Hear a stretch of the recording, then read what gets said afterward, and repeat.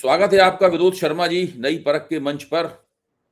नरेंद्र मोदी ने जब दूसरे चरण के मतदान की मुहिम खत्म की तो उन्होंने बंगाल की जनता से ये वायदा किया कि वो फिर से लौटेंगे और इस बार भारतीय जनता पार्टी की सरकार को शपथ दिलाने के लिए लौटेंगे। लेकिन वो बंगाल छोड़कर, मुहिम छोड़कर गए नहीं। वो वहां से तुरंत सिक्किम चले गए और सिक्किम में गांगटोक के एक मैदान में उन्होंने फुटबॉल के खिलाड़ी की पोशाक पहनी और फुटबॉल में एक किक भी लगाई।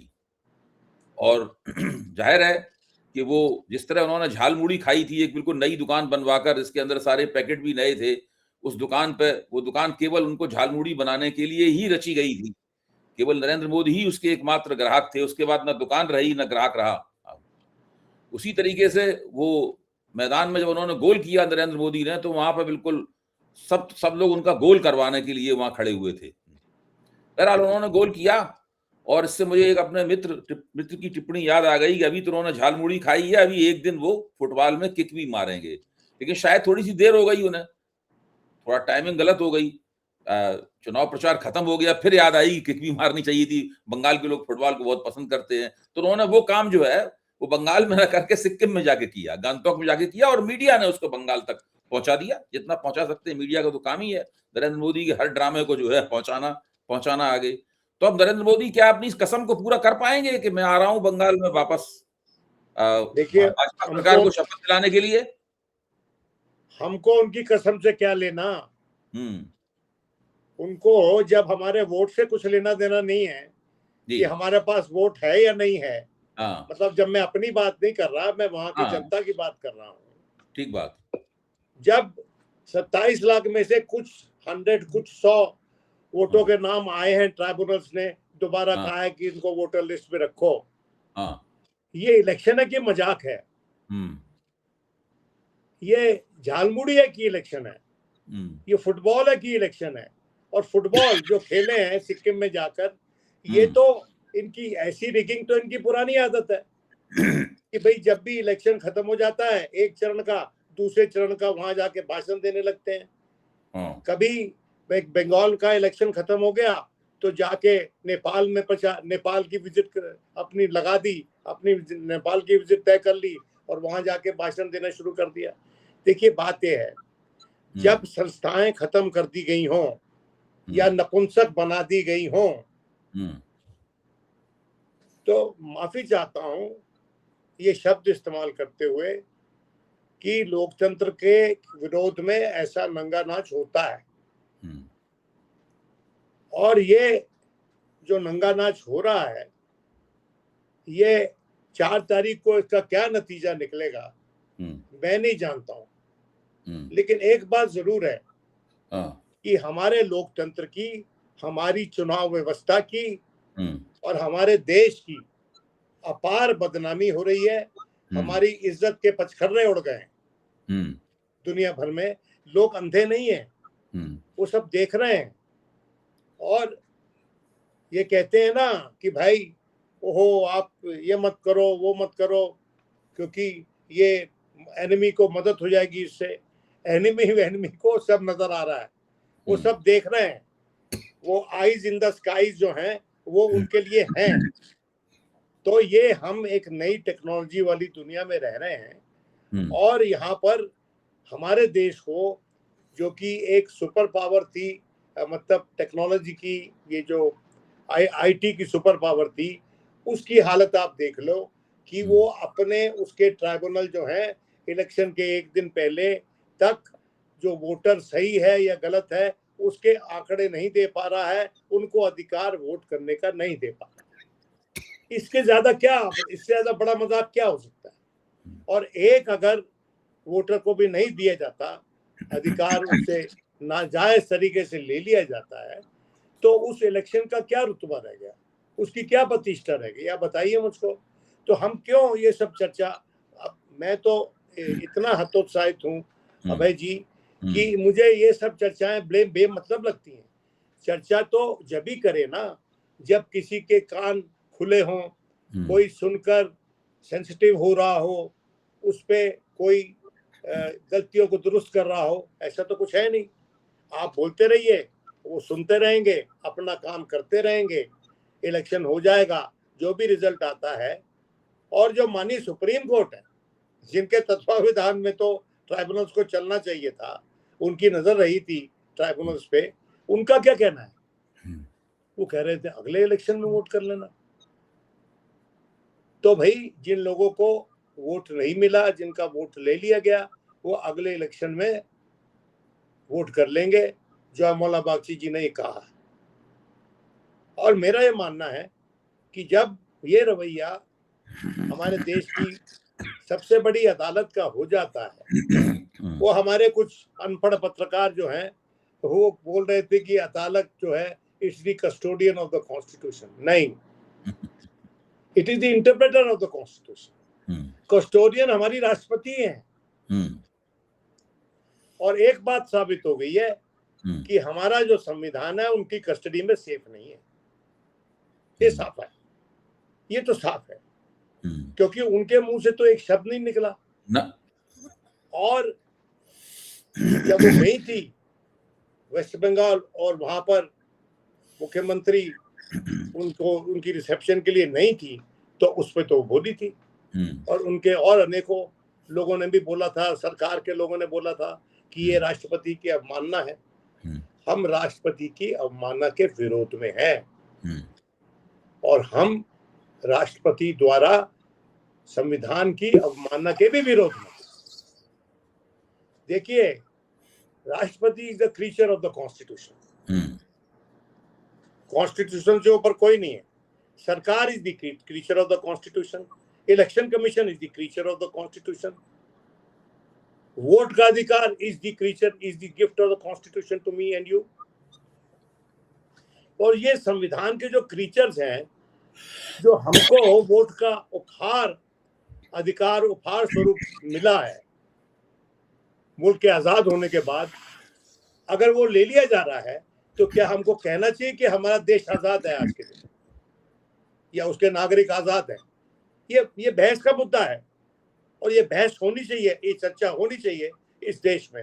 भले ही कोई भी जीते, कोई भी हारे, भले ही कितने वोट काटे गए हों और कितने वोट उसमें ऐड किए गए, भाई 27 लाख तो काटे गए। उसके बाद कुल मिला के कुछ जो सक्रिय हो गए कार्यकर्ता, जो एक बड़ी संस्था जिसको बोला जाता है कि उसके विभिन्न अंग हैं, and it's a hydra headed entity, नाम है जिसका संघ परिवार। और उनके लोग भी सक्रिय हो गए कि उन्होंने भी चिट्ठियां डालनी शुरू कर दी कि ये डिलीशन के नाम हम दे रहे हैं, कि जो ऑलरेडी हैं उनको डिलीट करो। तो कुल मिला के 34 लाख हो गए थे। तो मेरा ये मानना है भाई जी कि हमारे देश ने, हमने और हमारी मीडिया ने इसमें संलग्न होकर हमने सामूहिक तौर पर अपने देश की लोकतंत्र का जनाजा निकालने की तैयारी कर ली। आप जो बात कह रहे हैं उसी में जोड़ते हुए एक दूसरी तरफ मैं थोड़ा आपका ध्यान ले जाना चाहता हूं। बात एक ही है, जो मैं कह रहा हूं और आप कह रहे हैं, दोनों बातें आपस में जुड़ी हुई। वो ये है कि 1950 में एक कानून बनाया हम लोगों ने। उस कानून का नाम है जन प्रतिनिधित्व कानून या लोक प्रतिनिधित्व कानून बनाया। उस कानून की धारा है 21, जिसमें साफ तौर पर बिना लाग लपेट के लिखा हुआ है, दो बातें लिखी हुई हैं। कई बातें हैं, लेकिन जो दो बातें मेरे काम की हैं वो मैं बता रहा हूं। दो बातें लिखी हुई हैं कि इस धारा के तहत चुनाव आयोग को किसी भी मतदाता सूची के पुनरीक्षण का, शुद्धिकरण का, रिवीजन का अधिकार है, और वो इसका आदेश दे सकता है, इस काम को उठा सकता है, करना शुरू कर सकता है। इसमें कोई शक की बात नहीं।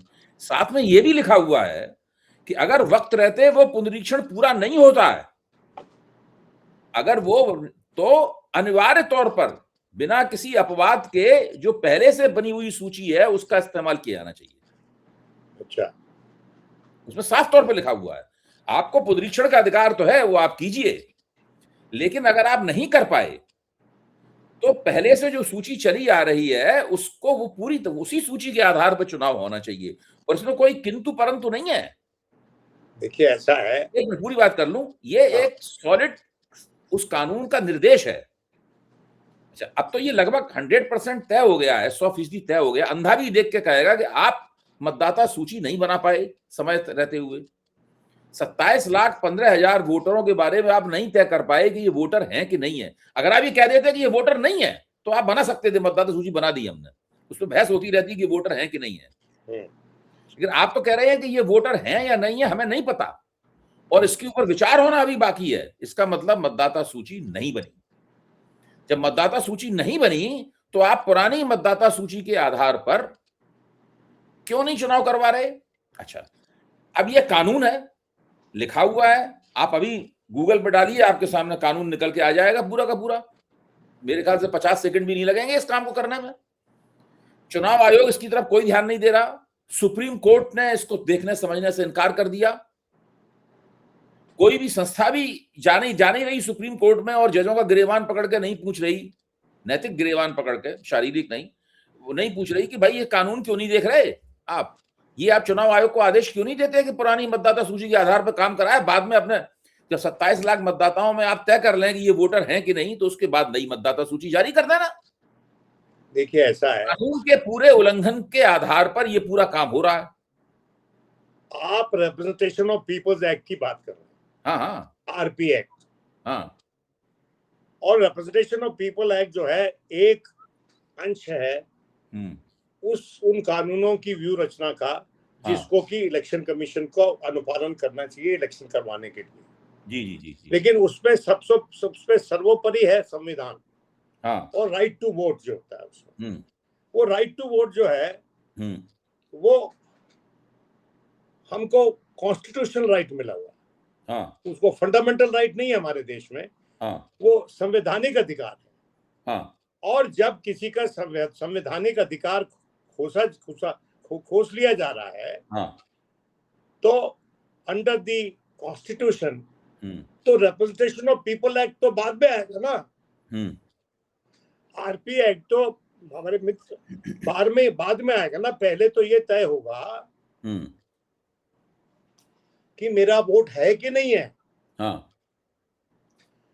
Then RP act will come later. अब उन्होंने मास स्केल पे इसको, वो पता नहीं शायद किसने लिखा है आज, क्या कहते हैं, योगेंद्र यादव ने लिखा है। उसने कहा है कि it's a case of SIR disenfranchisement on a mass scale of voters. SIR led disenfranchisement. SIR का काम जो था वो सफाई करना था वोटर लिस्ट का। उसका काम ये नहीं था कि वोटर लिस्ट को साफ कर दो, उसकी सफाई करनी थी, उसको विलुप्त तो नहीं करना था।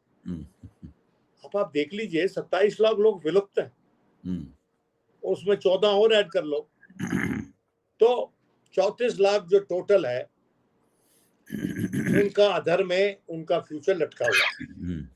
अब इलेक्शन हो जाएंगे और जो भी केसेस लगे हुए हैं वो इन्फ्रक्शस हो जाएंगे। और फिर जैसे माननीय न्यायाधीश साहब ने बोला कि अगली बार कर लेंगे वोट।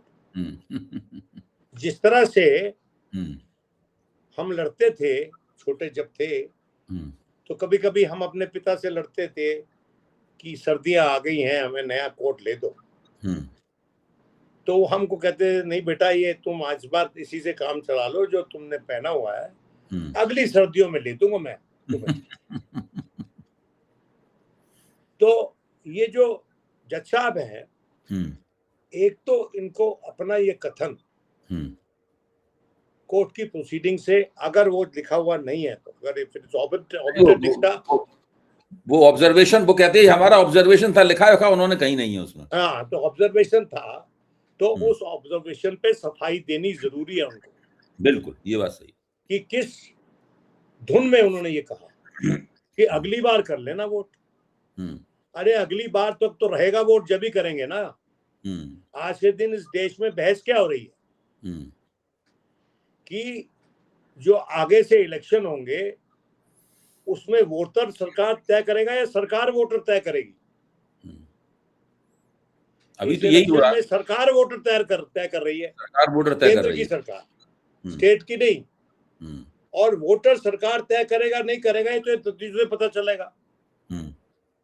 लेकिन जैसा भी है, इस इलेक्शन की इतनी विद्वान स्टेट में जो आज के दिन राइट टू वोट की जो हालत हो गई, जो वहां पर इलेक्टोरल सिस्टम की हालत हो गई, इसका कहने का ये मतलब नहीं है कि तृणमूल की इसमें गलतियां नहीं है, लेकिन इस केस में अगर ये केस बनता है कि इलेक्शन प्रोसेस को मॉल किया गया, उसको तोड़ मड़ोड़ कर चलाया गया और उसका दुरुपयोग किया गया, तो अगर वो कभी जनता की अदालत में अगर कोई केस होगा तो उसमें accused number 1 election commission of India होगा, एक्यूज नंबर 2 सेंट्रल गवर्नमेंट होगी, और बाद में और अभियुक्त होंगे, बाद में और आरोपी होंगे। ये बात तय हो जानी चाहिए। कितने वोट करते हैं, कितने वोट कटे हैं, इस पे तो अब अपार चर्चा होती रहेगी, और मैं समझता हूं कि अगले लोकसभा इलेक्शन तक इसकी चर्चा होगी, क्योंकि जो ये टेम्पलेट यहाँ पर लागू किया गया है वो टेम्पलेट और इलेक्शन में भी लागू किया जाएगा अगर इस पर रोक नहीं लगाई गई तो। अच्छा, ठीक है, मैं आपने जो बात जोरदारी से कही मैं उससे सहमत हूं। अब जरा थोड़ी सी हम दोनों सेफोलॉजी कर लेते हैं ना। मैं सेफोलॉजिस्ट हूं ना आप सेफोलॉजिस्ट हैं, लेकिन थोड़ा हमारे पत्रकार होने के नाते हमारी टांग हर जगह फंसी रहती है, तो हम लोग हर जगह, हाँ, हम लोग हर जगह कुछ करते हैं। तो अभी आपको क्या लग रहा है, पिछला दौर था उसमें भारतीय जनता पार्टी ने पिछले वाले चुनाव में 77 सीट पाई थी, 59 सीटें पाई थी, उसमें 77 में से 59 सीटें पिछले वाले दौर की सीटों में पाई थी पहले चरण में। इस चरण में ममता बनर्जी ने सुपड़ा साफ कर दिया था भाजपा का, मतलब 59 यानी कुल मिला के 18-19 सीटें ही इस चरण में उसको मिल पाई थी, बाकी सारी तृणमूल कांग्रेस ने जीत ली। अगर भारतीय जनता पार्टी ने इस चरण में कोई तीर नहीं मारा तो वो ममता बनर्जी को अपदस्थ नहीं कर पाएगी।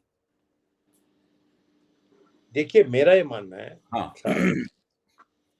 कि भारतीय जनता पार्टी का बेस्ट केस सिनेरियो जो है 3 फिगर्स होगा, मेरा मानना है। मैं गलत हो सकता हूं, मैंने कोई इसमें सुनियोजित थिंकिंग के बिना मैं बोल रहा हूं, जो मैं अखबार में पढ़ रहा हूं, लोगों की बातें सुन रहा हूं। लेकिन कुछ लोग ये भी कहते हैं कि 3 फिगर्स भी हो सकता है वो टच ना करे, उसका कारण क्या बताते हैं। और मुझे लोग देखने वाले कह सकते हैं कि आप तो पूर्वग्रह से ग्रसित हैं, आप तो कोई भी आर्गुमेंट उठा लेंगे बीजेपी को हराने के लिए। नहीं, हम अपनी बात बताने के लिए आर्गुमेंट उठाते हैं, किसी को हराने के लिए नहीं। मैं ये कह रहा हूं कि ये जो इस इलेक्शन में जिस तरीके से जोर जबरदस्ती की केंद्र ने, और वहां पर जाके माननीय मुख्यमंत्री, माननीय गृह मंत्री बैठ गए, और मुख्यमंत्री लगातार, माननीय प्रधानमंत्री वहां लगातार रहे, और उसके बाद आपके अनुसार सिक्किम चले गए और वहां फुटबॉल खेले जाके। नहीं, वो खास बात ये, प्रधानमंत्री ये और क्या गए, ये मेरे लिए स्पिरिचुअल एक्सपीरियंस था। हाँ, स्पिरिचुअल एक्सपीरियंस था। तो मेरा कहना है कि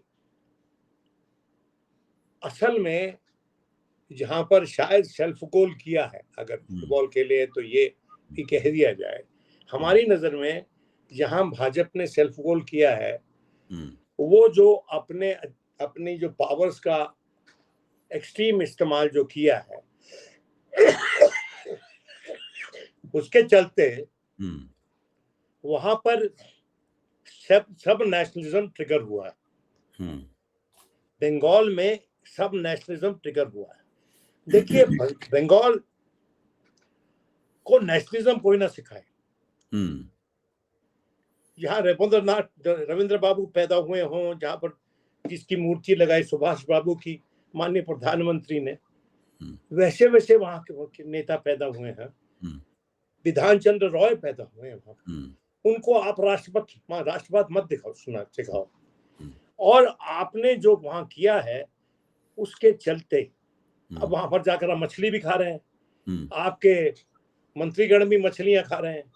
अरे भाई, ये फैंसी ड्रेस शो है या ये मजाक है या इलेक्शन? कि ये जो यूपी में जो पिटाई करते हैं और वहां के मुख्यमंत्री आकर प्रचार भी कर रहे थे वेस्ट बंगाल में, उन्होंने तो मछली पे एक बात नहीं कही। उन्होंने खाई क्या मछली? भाई अनुराग ठाकुर ने खाई सबके सामने बैठ के, और वीडियो भी चला उसका, और कुछ तो वहां पर उनके कैंडिडेट मछली उठा के चल रहे थे। और जहां से इन्होंने अपने प्रचारक बुलाए, हम उनके अधिकार का समर्थन करते हैं कि right to his diet, eating habits व्यक्तिगत निर्णय होता है, लेकिन आप दूसरे प्रदेशों में ईटिंग हैबिट्स लोगों की जाके बदलना चाहते हो, और जब आपको इलेक्शन का नजर आता है कि यहाँ पर हम अगर ये प्रत्यक्ष रूप से खाएंगे तो इससे हमें फायदा होगा, तो वहां पर आप ईटिंग हैबिट्स बदल देते हैं। आप नॉर्थ ईस्ट में जाते हैं तो कुछ और खाते हैं, बंगाल में आते हैं तो कुछ और खाते हैं, और यूपी में उतरते हैं तो कुछ और खाते हैं। तो आप खाते क्या हैं? आप वेजिटेरियन है, नॉन वेजिटेरियन है, या सिर्फ आप झूठ की खुराक पर जिंदा है? ये हमको बताइए। इतना मूर्ख समझ लिया प्रोफेसर हम लोगों को, आप जैसे लोगों को, हम जैसे लोगों को, कि इतने मूर्ख हमको बनाकर अब खुद विश्वगुरु बन रहे हैं। जहां की अपार जनता मूर्ख बनाई जा रही हो, वहां उस देश को विश्वगुरु कौन कह सकता है? जोशी जी ठीक कहते हैं, एक जमाने में थे हम विश्वगुरु, अब नहीं है। मुरली मनोहर जोशी साइंस के अध्यापक रहे, फिजिक्स पढ़ाते थे इलाहाबाद यूनिवर्सिटी में, जानता हूं, साइंटिफिक थिंकिंग है उनके दिमाग में, और बड़े वरिष्ठ नेता रहे हैं। और मोदी जी उनके साथ, उनकी जो यात्रा थी झंडा तिरंगा लहराने की कश्मीर में, उनके साथ गए थे। लेकिन मैं और लाल चौक में झंडा लहराया था, हालांकि वो गिर गया था झंडा बदकिस्मती से, लेकिन लहराया गया था। तो मेरा कहना है कि इतना ज्यादा लोगों के साथ मजाक अच्छा नहीं है, उनके विवेक के साथ मजाक अच्छा नहीं है। हमारे देश में बहुत ज्यादा नेटिव विजडम है। हमारे देश के लोग किस कारण से सक्षम है? उनके पास नेटिव विजडम है। वो जहाँ बड़े होते हुए, जिस धरती पर बड़े होते हैं, उस धरती की अच्छी जानकारी उनको मिलती है, उनके पास होती है। और वहां जाकर आप उनको बता रहे हैं कि भाई हम मछली भी खाते हैं, हम और चीजें भी खाते हैं, और आप खाओ, जो मर्जी खाओ, लेकिन उत्तर प्रदेश में हमसे पूछ के खाओ। ये क्या मद्दी हुई? अभी बिहार में जहां पर मटन पार्टी का प्रचलन था, वहां भी रोक लगी है कि ये नहीं बेच सकते, वो नहीं बेच सकते मंदिर के आसपास। क्या मतलब है भाई? अगर आप धर्म के मामले में भी बोलोगे, राजनीति के मामले में भी बोलोगे, और हमारे आहार के मामले में भी बोलोगे, तो कितना हम पे कंट्रोल करना चाहते हो? एक समय आएगा जब अर्जी लगानी पड़ेगी नवयुवकों को, नवयुवतियों को शादियों के बाद, कि हम बच्चा कब पैदा कर सकते हैं। ये भी हो जाएगा एक दिन। अगर आप पर्सनल चॉइसेस पे इतने अंकुश लगाना चाहते हैं और उस पे डटे नहीं रहते, जमीन बदलती है, आपके वो चॉइसेस बदल जाते हैं। तो ये तो मैं समझता हूँ अन्याय है जनता के साथ, और उसको एम्पावर करने का, जनता के पब्लिक ओपिनियन को एम्पावर करने का ये तरीका नहीं है। एक तो आपने मीडिया को पंगु बना के रखा हुआ है, जिसका काम है इंफॉर्मेशन स्प्रेड कर पब्लिक ओपिनियन को एम्पावर करे। इंफॉर्मेशन इज पावर, बट जो मीडिया हमारा है वो तो हमारे लोगों को, अपने पाठकों को पावरलेस बना रहा है। उसको समझा थोड़ी रहा है कुछ। उसकी जो इंस्टॉल्ड कैपेसिटी है, उसकी जो इंस्टॉल्ड नॉलेज है, उसको रोल बैक कर रहा है। तो ये कितने फ्रंट्स पर ये व्यू रचना हो रही है और ये कब तक हम देखते रहेंगे और कब तक कोई हस्तक्षेप नहीं होगा किसी भी बड़े संस्थान की तरफ से। और यहाँ पर मेरा इशारा सुप्रीम कोर्ट की तरफ है। बिल्कुल है, होना भी चाहिए। The interpreter of the constitution, because the custodian of the constitution perhaps is unconcerned. जो अभी तक माननीय हमारी राष्ट्रपति का रवैया है उससे लगा। और बहुत ही इज्जत से मैं बात कहना चाहता हूँ, मैं उनके सम्मान में कुछ कमी नहीं किए बिना ये बात कर रहा हूँ, क्योंकि जो मैं बात कर रहा हूँ अगर वहां पर उनका कोई सख्त कदम आता है तो उनका सम्मान बढ़ेगा, ठीक है, उनका कद बढ़ेगा, और हो नहीं रहा। तो आपका क्या अंदाज है, कल भी बहुत दबा के वोट पड़ेगा? और जिस तरह पिछली बार 92-93% वोट पहुंचा, कल भी पहुंचेगा? पिछली बार आप प्रोफेसर साहब 92-93 कहाँ था? हाँ, कितना था? 80-85 मान लीजिए, जो काटे थे। नहीं, अभी पहले चरण की बात कह रहा हूँ। हाँ, पहले चरण की बात कर रहा हूँ। उसमें जो लोएस्ट कॉमन डिनोमिनेटर है वो तो कम कर दिया था ना। मतलब जो जितना वोट था वो वोट कम कर दिया पिछले के मुकाबले। तो ये तो आंकड़े पिछले इलेक्शन के मुकाबले ही होते हैं ना। तो मैं ये मानता हूँ कि इलेक्शन परसेंटेज टर्म्स में बढ़ेगा, लेकिन न्यूमेरिकल टर्म्स में बढ़ेगा कि नहीं मैं नहीं जानता। नहीं, न्यूमेरिकल टर्म्स में इन सीटों के ऊपर 10 लाख वोट ज्यादा पड़ा है पिछली बार भी। ये जो पिछला इलेक्शन हुआ है, हाँ, पिछले जिन सीटों पे वोट हुआ है, इतनी सीटों पे, उन पे संख्यात्मक इसलिए बढ़ा है 10 लाख प्रोफेसर साहब, कि वहां से लोग उठ के भागे कि हमको वोट जरूर डालना है, जो लोग बाहर हाँ, ये सब कारण है, ये सारे और कारण। एक जो कंसोलिडेशन हुआ है वो माइनॉरिटी वोट में जो कंसोलिडेशन हुआ है, हाँ, वो भी उसका असर भी हो सकता है। वो तो खैर बाद में डिटेल्ड एनालिसिस होगा जब रिजल्ट आ जाएंगे। लेकिन जो फर्स्ट ग्लांस पे हमको ये लगता है कि ये जो पहले चरण में जो वोट काउंट इतना बढ़ा है, वो उसके कई कारण हैं।